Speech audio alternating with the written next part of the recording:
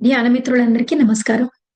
మరి 41 రోజుల పాటు 41 మంది గురువుగారులతో చేసుకునే ఈ అద్భుతమైన ప్రయాణంలో మరి ఈరోజు 39వ రోజులోకి అడుగుపెట్టాం మై డియర్ ఫ్రెండ్స్. మరి 39వ రోజులోకి ఇదే నా ఆహ్వానం. మరి ఈరోజు మనం తెలుసుకోబోతున్న ఆ మహానుభావుడు ఎవరంటే గనక మనందరికీ ఎంతో బాగా తెలిసిన సీతామాత యొక్క తండ్రి జనక మహారాజు. జనక మహారాజుని ఆ రోజుల్లో ప్రజలందరూ ఎంతో ప్రేమగా, ఆప్యాయంగా జనక బాబా అని పిలుచుకునేవారు. బాబా అంటే తండ్రి అని. అంటే మహారాజా అన్న చోట తండ్రి అనేంత ఎంతో చనువుగా, ఎంతో ప్రేమగా పిలుచుకునేవారు ప్రజలందరూ. మరి అంతే కాదు, సాక్షాత్తు శ్రీకృష్ణుడు భగవద్గీతలో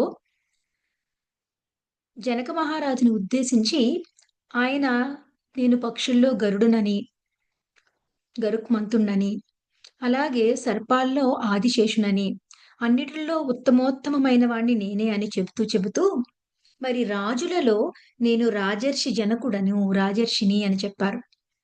అంటే రాజులందరిలో కల్లా ఉత్తమమైన రాజు. కృష్ణుడుగా అక్కడ రాముడిని మెన్షన్ చేయలేదు. ధర్మరాజుని మెన్షన్ చేయలేదు. మరి ఇతర రాజుల్ని మనం మెన్షన్ చేయలేదు. మరి ఎవరిని మెన్షన్ చేశారంటే రాజర్షి. నేను రాజులలో రాజర్షిని అని చెప్పారు. మరి అంత గొప్ప రాజనమాట మన జనక మహారాజు గారు. మరి ఆయన గురించి ఏంటి విశేషాలు? ఆయన అంత గొప్పగా రాజుగా ఉండి మహర్షి, రాజర్షి ఎలా అయ్యారు? ఆయన పాలించిన విధానం ఏమిటి? ఒకానొక పాలకుడు ఆత్మజ్ఞానిగా ఉండడం అనేది ఎంత అవసరము? దాని యొక్క ఇంపాక్ట్ ఎలా ఉంటుంది? ఈ విషయాలన్నీ కూడా ఈరోజు మనం తెలుసుకునే ప్రయత్నం చేద్దాం మై డియర్ ఫ్రెండ్స్. మరి విదేహ వంశంలో దేవరాతుడు అనే ఒకానొక మహారాజు గారికి ఆహ్, ఈ శివధనస్సు లభిస్తుంది. అసలు ఈ విదేహ వంశంలో చాలా మంది జనకులుంటారనమాటండి. జనక మహారాజు అంటే జనకుడనేది ఆయన అసలు పేరు కాదు. ఆయన పేరు శీరధ్వజుడు.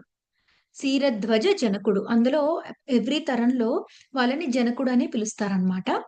యాక్చువల్‌గా జనక మహారాజు గారు సీతమ్మ తల్లి తండ్రి అయిన జనక మహారాజు గారి పేరేంటంటే శీరధ్వజుడు. శీరధ్వజ జనకుడు అంటారనమాట. అయితే ఈళ్ళ వంశానికి మూల పురుషుడు ఎవరంటే గనక నిమి చక్రవర్తి. ఆ నిమి చక్రవర్తి వంశంలో తరతరాలుగా ఈ జనకులు ఈ విదేహాన్ని మొత్తం పాలిస్తూ ఉన్నారు. అందులో 22వ తరానికి చెందిన వారే ఈ శీరధ్వజ జనకుల వారు. ఆ శీరధ్వజ జనకుల వారి తమ్ముడు ఎవరంటే కుశధ్వజుడు. మరి ఈ ఇద్దరు అన్నదమ్ములు అక్కడ మిథిలా రాజ్యాన్ని పాలిస్తూ విదేహ రాజ్యాన్ని పాలిస్తూ మిథిలా నగరాన్ని తన రాజధానిగా చేసుకొని పాలించేవారు. మరి ముందు నుంచి కూడా రాజర్షి జనకుల వారు మరి వేరే వేరే రాజులు మొత్తం కళాకారుల్ని పిలిపించుకుని డాన్సులు, సంగీతాలు, ప్రదర్శనలు అలాంటివి చేసుకునే సమయాల్లో మరి రాజర్షి గారు ఎక్కడ లేని జ్ఞానులని, ఋషులని అందరిని ఆహ్వానిస్తూ ఉండేవారు. ఆయనకి ఎంతసేపు ఆత్మజ్ఞానం పొందాలన్న తపననమాట. ఎలాగైనా ఆత్మజ్ఞానం పొందాలని అందరిని తీసుకొచ్చి నాకు ముక్తికి మార్గమేంటి? మోక్షానికి మార్గమేంటి? అని చెప్పేసి ఆ తరించే యొక్క విధానం ఏంటని ఎన్నో ప్రశ్నలు అడుగుతూ ఉండేవారనమాట. అయితే ఆయన ప్రశ్నలన్నిటికి అందరూ సమాధానాలు చెప్పలేకపోయేవారు. మరి అలాంటి సమయంలో ఆయన ఆ యోగి సమ్మేళనాలు, కవి సమ్మేళనాలు జరుగుతాయి చూసారా? అలాగా యోగుల సమ్మేళనాలు జరిపించడము, అక్కడ గోష్ఠి చేయించడము, వాళ్ళకి రకరకాల ప్రశ్నలు అడిగించడము, అందులో మొత్తం రాజ్యంలో ప్రజలందరిని కూడా పార్టిసిపేట్ చేయించడం అందులో. వాళ్ళందరి దగ్గర నుంచి ప్రశ్నలు అడిగిపించడము. ఇలాగా సరియైన జ్ఞానాన్ని మొత్తం అందరికీ పంచడానికి ఆయన ఎంతో అద్భుతమైన విధానాలని తీసుకొచ్చారనమాట. అయితే ఇలా ఉండగా మరి మన శిరధ్వజ జనక మహారాజు గారి గురువుగారు ఎవరంటే అష్టావక్ర మహర్షి. మరి ఆ అష్టావక్ర మహర్షి గారు ఆయన గురించి కూడా కొంచెం తెలుసుకుందాం ఫ్రెండ్స్. ఆయనకి అసలు అష్టవంకరులు ఎలా వచ్చాయని చెప్పి. అష్టావక్ర మహర్షి గారి తండ్రి ఏకపాదుడు. ఆయన్నే కహోదా అని కూడా అంటారు. మరి తల్లి సుజాత గారు. మరి తల్లి ఆ గర్భంతో ఉన్నప్పుడు ఆ గర్భంలోంచే మొత్తం అన్నీ కూడా పిల్లలు తెలుసుకునే జ్ఞానాన్ని కలిగి ఉంటారు కదా! మరి ఆ తండ్రి గారు అకుంఠితమైన గొప్ప వేద పండితుడు. వేదాన్ని నేర్పేవారు. ఆయనకొక గురుకులం ఉండేది. మరి గురుకులంలో మామూలుగా అందరూ అయితే కొంత సమయం నేర్పి ఊరుకునేవారు. ఈయనకి తపన ఎక్కువనమాట నేర్పాలని. అందుకని ఏం చేసేవారంటే ఇంకా ఎక్స్‌టెండెడ్ అవర్స్ పెంచుకొని చాలా ఎక్కువ గంటల పాటు నేర్పిస్తూనే ఉండేవారనమాట ఆయన. అప్పట్లో ఇంక రాసుకోవడాలేమీ లేవు. వినికిడి ద్వారా నేర్చుకోవడమే. అది ఆయన పాడుతూ ఉంటే వినే నేర్చుకోగలుగుతారు కాబట్టి బ్యాచ్‌లు బ్యాచ్‌లుగా శిష్యులొచ్చేవారు. ఈయన అలా పాడిస్తూ ఉండేవారు. మరి అదంతా కూడా జ్ఞానాన్ని అంతటిని కూడా కడుపులో ఉండగానే తండ్రికి మించిన జ్ఞానయిపోయాడు ఈ అష్టావక్ర మహర్షి గారు. ఆ కడుపులో నుంచే ఒకసారి తండ్రి గారు అలా నేర్పుతూ ఉంటే, ఆ శిష్యులు కొంచెం అపస్వరం పాడతారనమాటండి. అపస్వరం పాడినప్పుడు తండ్రి గారు గ్రహించలేదు. అదే ఊపులో చెప్పుకుంటూ ఎళ్ళిపోతున్నారాయన. అప్పుడు ఈ కడుపులోంచి ఈ పిల్లాడు చెప్తాడనమాట. ఏమనంటే, "తండ్రి గారు మీరు చూసుకోవట్లేదు. అక్కడ వాళ్ళు అపస్వరం పాడుతున్నారు. మీరింత ఎక్స్‌టెండెడ్ అవర్స్ చెప్పొద్దు. దానివల్ల వాళ్ళు నిద్ర తూగుతున్నారు. వాళ్ళు అపస్వరం వచ్చేసింది" అని చెప్పి కడుపులో ఉన్న పిల్లోడు చెప్తాడనమాట. అయితే ఆయన అంత గొప్ప పండితుడు, అంత డెడికేషన్‌తో చేసే ఆయనకిలా చెప్పంగానే, అందులో కొడుకు ఇంకా పుట్టని కొడుకు చెప్పడంతో ఆయనకి మహా కోపం వచ్చేసింది. కోపం వచ్చేసి ఆ క్షణికావేశంలో కడుపులోంచి ఇంకా బయటికి రాకుండానే నాకు వంకలు పెడతావా? నువ్వే అష్టవంకరలో పుడతావు అని చెప్పి ఆయన సొంత బిడ్డనే శపిస్తారు. మరి ఆ విధంగా ఆయన అష్టవంకరలతో పుట్టడం, ఆయన అష్టావక్రుడిగా పేరు పొందడం జరిగింది. మరి ఈ అష్టావక్రుడు ఏకపాదుడు గారు కలిపి ఆ రాజ్యసభకెళ్ళడం జరిగింది. అప్పటికి వక్రుగాడు ఇంకా చిన్న పిల్లాడనమాట. అయితే ఆయన అలాగా అందరూ రాజుని చూస్తే కొంచెం ఆహ్, గౌరవంగా ఒదగడం, వాళ్ళ చూపు కొంచెం తేడా వస్తుంది గదా! కానీ అష్టావక్ర మహర్షి మటుకు ఆయన ఇలా కళ్ళల్లోకి కళ్ళు పెట్టి చూసారట జనక మహారాజుని. అలా చూడంగానే జనకుల వారికి ఈ అబ్బాయి సామాన్యమైన వాడు కాదు అనిపిచ్చింది. అనిపించి జనక మహారాజు గారు ఆయనకి నమస్కారం చేస్తే అప్పుడు అష్టావక్రుడు అన్నారట. "నువ్వు వీళ్ళందరిని ఏదో అడుగుతున్నావు గానీ, వీళ్ళెవ్వరూ నువ్వడిగేది నీకివ్వలేరు. నేను మాత్రమే నీకివ్వగలను. నా దగ్గరికి వద్దు గాని, అప్పుడు నేనిస్తాను" అని చెప్పేసి అనేసి వెళ్ళిపోతారాయన. వెళ్ళిపోయిన తర్వాత ఒకసారి జనక మహారాజు గారు సైన్యంతో అడవిలోకి కొంతమంది కొన్ని క్రూరమృగాలు ఇబ్బంది పెడుతున్నాయంటే వేట కోసం అని చెప్పి వాటిని ఆహ్, వేరే చోటికి మళ్లించడం కోసం అని చెప్పి వీళ్ళని కాపాడడం కోసం అని వెళ్తారనమాట. వెళితే అక్కడ మొత్తం ఆ సైన్యం అంతా తప్పుకుపోతారు వేరే చోటికి. ఆయన జనక మహారాజు గారు వచ్చి ఇక్కడ అష్టావక్ర మహర్షి తపస్సు చేస్తున్న చోటికి వస్తారు. వచ్చి అక్కడ చూస్తారనమాట. ఆహా! మీరా అండి అని చెప్పి దిగి నమస్కారం చేస్తారు. నమస్కారం చేస్తే అప్పుడు అష్టావక్ర మహర్షి అంటారనమాట. "నువ్వు తప్పిపోయి ఇక్కడికి రాలేదు. నేనే నిన్నిక్కడికి రప్పించుకున్నాను. వాళ్ళని నీ దారి నుంచి తప్పించాను" అని చెప్తారనమాట. అలా చెప్పగానే అప్పుడు జనక మహారాజు గారు "చాలా అదృష్టవంతుడిని స్వామి. మీరే నాకు జ్ఞానాన్ని ప్రసాదించండి" అంటే, "సరే పద గుర్రం ఎక్కు" అని చెప్పి గుర్రం మీద ఒక దాని మీద కాలు పెట్టి, ఆ కాలు పెట్టే ప్లేస్ ఉంటుంది కదా! దాని మీద కాలు పెట్టి ఇంకో కాలు వేద్దామని ఇలా పైకెత్తిన ఆ పొజిషన్‌లో ఆగు అంటారనమాట. ఆగు అని అలాగే ఉండు అంటారు. అది మోస్ట్ అన్‌కంఫర్టబుల్ పొజిషన్ అనమాటండి. ఒక ఫ్రాక్షన్ ఆఫ్ సెకండ్ కంటే ఎక్కువ ఉండలేము. అందులో అలా ఉంచేస్తారు. అది one of the Zen methodology అన్నమాట. అప్పట్లోనే జెన్ గురువులు ఒక్కొక్క రకమైన మెథడ్స్ వాడుతూ ఉంటారన్నమాట. మోక్షానికి షార్ట్ కట్స్ లాగా మోస్ట్ అన్‌కంఫర్టబుల్ పోస్చర్‌లోకి గెంటడం ద్వారా వాళ్ళు అందులోంచి రియలైజ్ అయ్యేలా చేస్తారన్నమాట. అటువంటి ఒక జెన్ మెథడ్ యూజ్ చేసి ఆయన జనక మహారాజు గారికి జ్ఞానం కలిగేలాగా, ఆత్మ దర్శనం కలిగేలాగా చేశారన్నమాట. చేసిన తర్వాత అప్పుడు ఆయన ఇంక దిగమని చెప్తారు. ఆయన దిగొచ్చి అష్టావక్ర మహర్షి గారికి కాళ్ళకి దండం పెట్టి, "నాకు ఆత్మ దర్శనం అయితే జరిగింది. అయితే ఇంకా ఎన్నో నాకు జ్ఞానం కూడా కావాలి. ఈ ఆత్మ దర్శనం అయితే జరిగింది గానీ, ఇంకా ఎన్నో ఎన్నో సందేహాలున్నాయి. వాటన్నిటికి కూడా సమాధానం చెప్పండి. నేను మీ దగ్గరే ఉంటానని" అడిగితే, అలాగే ఉండమని చెప్పి, అష్టావక్రుల వారు జనక మహారాజు అడిగిన అనేక ధర్మ సందేహాలకి అన్నిటికి సమాధానాలు చెప్పడం జరిగింది. దానినే అష్టావక్ర గీతగా మనం ఇప్పుడు చెప్పుకుంటున్నాం. అందులో ఎంతో అద్భుతమైన ప్రశ్నలు, సమాధానాలు ఉంటాయి అష్టావక్ర గీతలో. అది జనక మహారాజు గారు అడిగిన ప్రశ్నలు, అష్టావక్ర మహర్షి చెప్పిన సమాధానాలు. మరి ఇలా ఉండగా అష్టావక్ర గీతంతా బోధించిన తర్వాత జనక మహారాజు గారు ఇంక నాకు రాజ్యం మీద అసలు వ్యామోహం లేదు. నేను వెళ్ళాలని అనిపించట్లేదు నాకు. నేను మీ దగ్గరే ఉండిపోతాను అని చెప్తారనమాట. అలా చెప్పినప్పుడు రాజ్యం మీద నీ కోరిక ఉంటే నువ్వు వెళ్ళడం కాదు. నీ బాధ్యత ఉంది కాబట్టి నువ్వెళ్ళాలి. ఎవరైతే రాజ్యం చేస్తాడో ఆ ప్రతి రాజు కూడా ఆత్మజ్ఞాని అయ్యుండాలి. అలాగే రాజ్యం మీద వ్యామోహం లేనివాడై ఉండాలి. అలాంటి వాడికే రాజ్యం చేసే అర్హత ఉంది. అర్హత ఉన్న వాళ్ళందరూ అడవుల్లో కూర్చుంటే ఎలా కుదురుతుంది? నువ్వు వెళ్లి రాజ్యం చెయ్యి. ఒక ఆత్మజ్ఞాని పాలిస్తే ఎలా ఉంటుందో, నువ్వు మొత్తం ఈ ప్రపంచానికే ఒక ఉదాహరణగా నిలవాలి.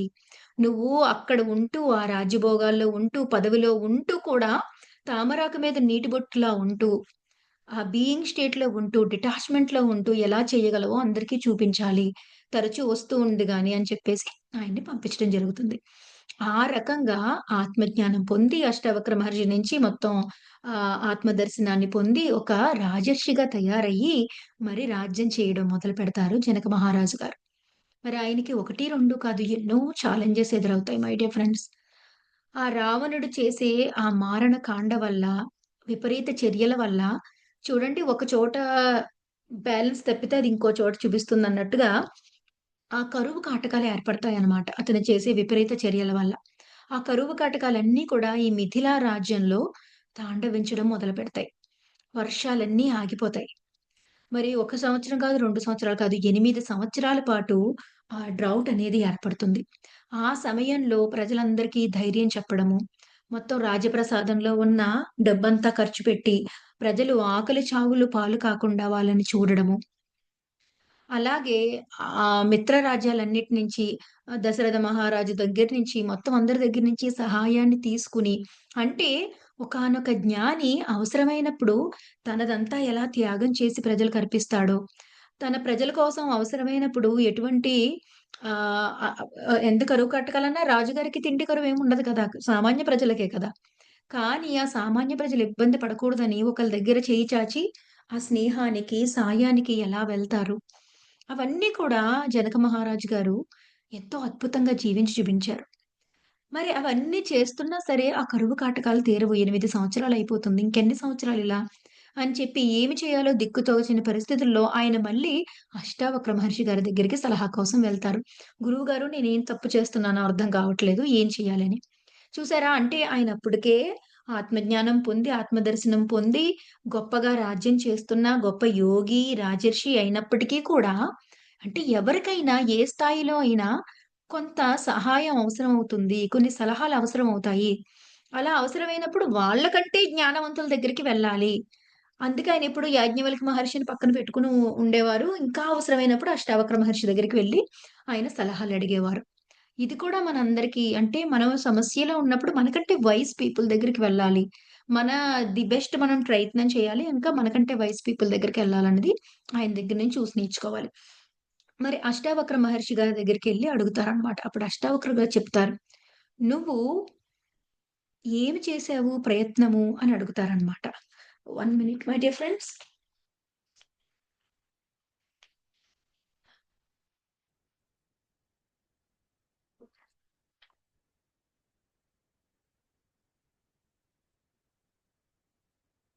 "నువ్వు ఏమి చేశావు ప్రయత్నం?" అని అడుగుతారనమాట.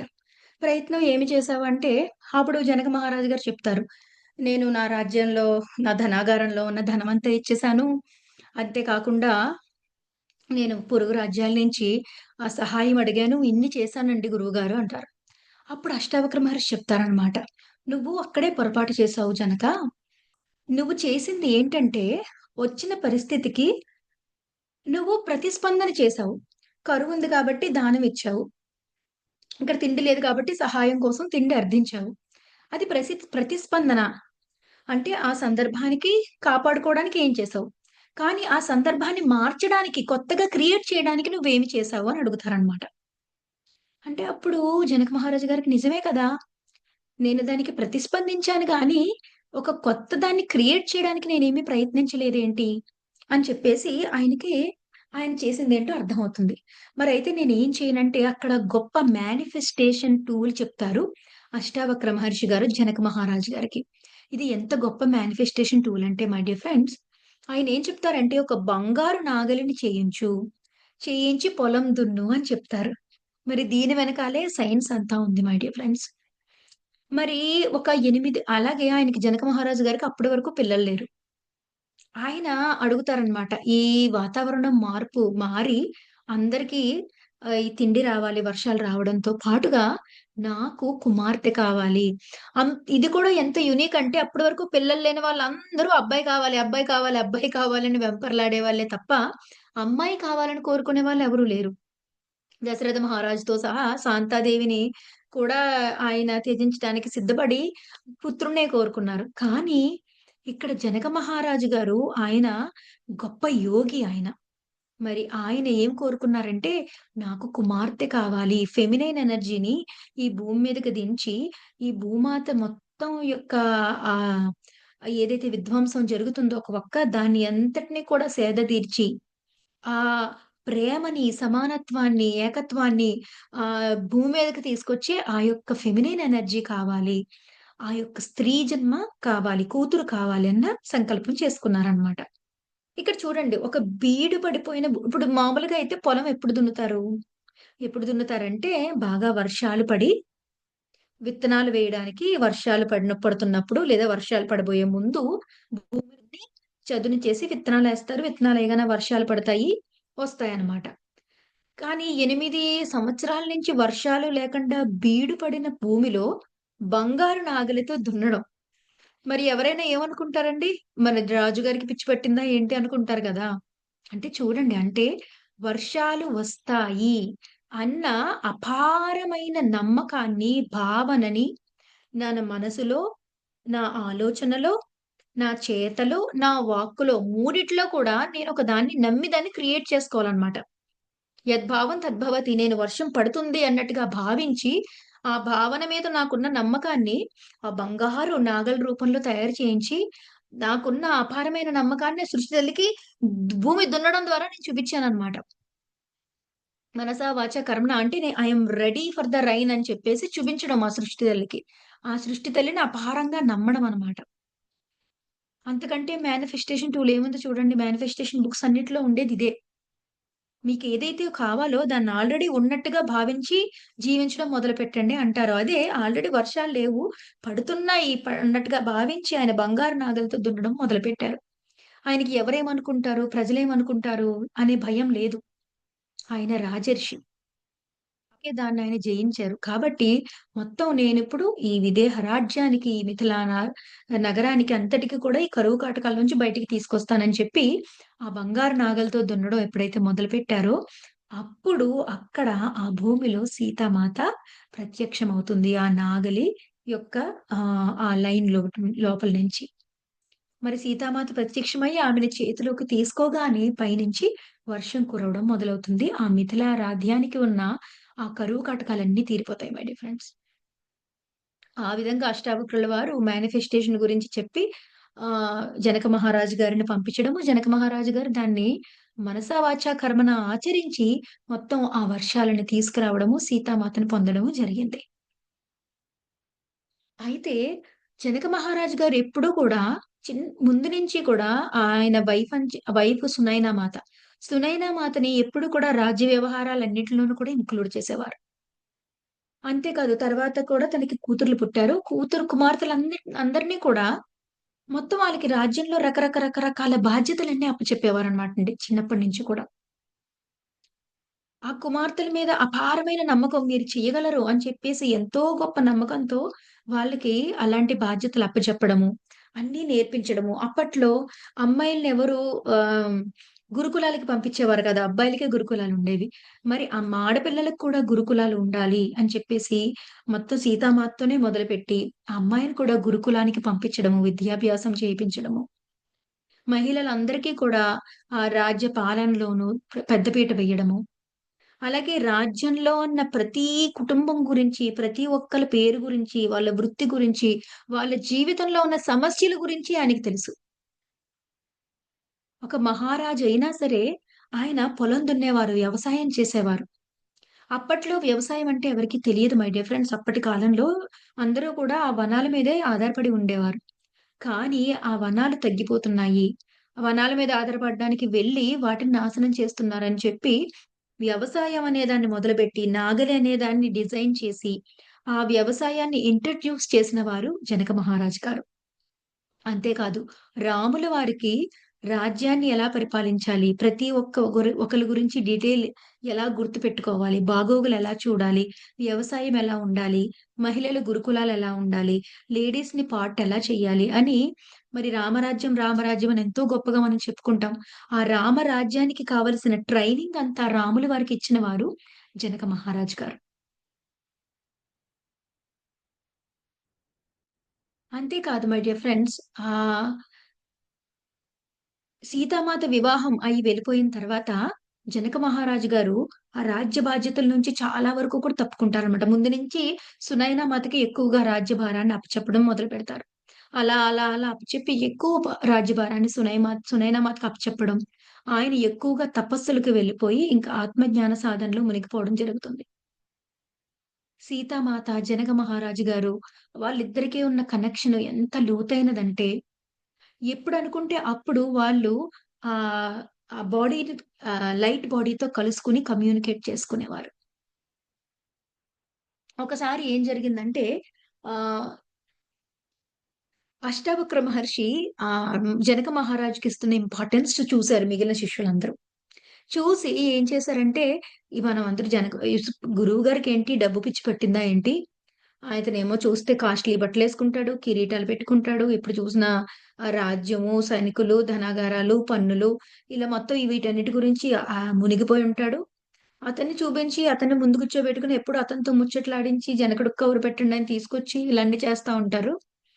ఈయనకసలు ఏంటి జనకుడంటే ఇంత లవ్వు అని చెప్పేసి మిగిలిన వాళ్ళందరికీ ఈర్ష్య పుట్టడం మొదలవుతుందనమాట. మరి అలా మొదలైనప్పుడు ఒకసారి అష్టావక్ర మహర్షి ఈళ్ళందరికీ తెలిసేలా చేయాలనుకుంటారనమాట. అనుకున్నప్పుడు ఒకసారి జనకులు గారొస్తారు అడవిలోకి, ఆశ్రమంలోకి. ఆయన కూర్చొని అలా గురువుగారిని వింటూ ఉంటారు ఆయన చెప్పేది. వింటూ ఉంటుంటే ఈలోగా ఒక సైనికుడు గబగబా పరిగెట్టుకుంటూ వచ్చి, ఇంకక్కడ అష్టావక్ర మహర్షిని ఎవరిని చూడకుండా కరెక్ట్‌గా జనకుల వారి దగ్గరకొచ్చి నమస్కారం చేసి, "జనక మహారాజు గారు అక్కడ ప్యాలెస్ తగలబడిపోతుంది. మీరు త్వరగా రావాలి" అంటాడనమాట. అంటే వెంటనే జనక మహారాజు గారు ముందు అసలు మా గురువు గారికి దండం పెట్టకుండా నువ్వు నాకు దండం పెట్టడం ఏంటి? ఇక్కడేమో గురువుగారు ఏదో చెప్తున్నారు. ఆ చెప్తున్న దాన్ని నువ్వు మధ్యలో ఆపేసి ఇయన్నీ చెప్తావేంటి నాకు? వెళ్ళు, వెళ్ళు అని చెప్పేసి అతన్ని పంపించేసి గురువుగారు మీరు చెప్పండని కూర్చొని అక్కడే కూర్చొని వింటాడనమాట. ఇది జరిగిన తర్వాత కరెక్ట్‌గా మూడవ రోజున మళ్ళీ ఏమవుతుందంటే, ఇలాగే సభ జరుగుతూ ఉన్నప్పుడు మొత్తం అందరూ కూర్చుంటారు. ఈలోగా ఎవరో ఒక శిష్యుడు పరిగెట్టుకుంటా వచ్చి చెప్తాడనమాట. "అయ్యో! అయ్యో! మీ అందరి బట్టలు అక్కడ కోతులున్నాయి. దండ మీద ఆరేసిన బట్టలన్నీ కోతులెత్తుకుపోతున్నాయి" అని చెప్తారు. చెప్పంగానే వెంటనే అష్టావక్ర మహర్షి దగ్గరున్న శిష్యులందరూ పరిగెట్టుకొని, "బమ్మో! బట్టలు, బట్టలు" అని చెప్పి వెళ్ళిపోతారనమాట. వెళ్ళిపోతే అప్పుడు గురువుగారు నవ్వుతారు. అష్టావక్ర మహర్షి గారు నవ్వి అప్పుడు వాళ్ళతో చెప్తారనమాట. మీకు అక్కడ ప్యాలెస్ తగలబడిపోతుందంటేనే జనకుడు కదలలేదిక్కడి నుంచి. అంటే ఆయనకున్న డిటాచ్‌మెంటు, జ్ఞానం మీద ఆయనకున్న ఇంట్రెస్టు అది. ఆయన రాజైనా సరే, పాలిస్తున్నా సరే. మరి మీరు సన్యాసులయ్యారు, ఇక్కడున్నారు. పోనీ వాల్యుబుల్ క్లాత్సా అంటే కాదు. ఉన్నది జస్ట్ కాటన్ క్లాత్సు. మామూలు సాధారణమైన బట్టలు. ఆ బట్టల కోసం మీరిక్కడి నుంచి పరిగెట్టుకొనెళ్లారు. అందుకే నేను జనకుడికి ఇస్తున్న ఇంపార్టెన్స్ కారణం అని చెప్పి చెప్తారనమాట. అంతేకాదు మై డియర్ ఫ్రెండ్స్. ఒకానొక ఆత్మజ్ఞాని మా గురువుగారు బ్రహ్మర్షి పితామహ పత్రిజీ గూడా దీన్ని ఎన్నో సార్లు ఎంఫసైజ్ చేసేవారు. పిరమిడ్ పార్టీ ఆఫ్ ఇండియా అని కూడా ఆయన స్థాపించారు.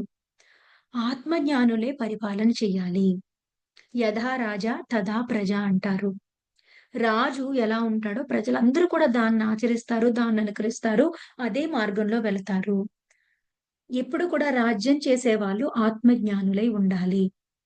అలా ఉన్నప్పుడు ఆ రాజ్యం సుసంపన్నమవుతుంది. అలాగే ఎంతో ప్రశాంతంగా ఉంటుంది. న్యాయం, ధర్మం వర్ధిల్లుతాయి. మరి దానికి గొప్ప ఉదాహరణే జనక మహారాజు గారు.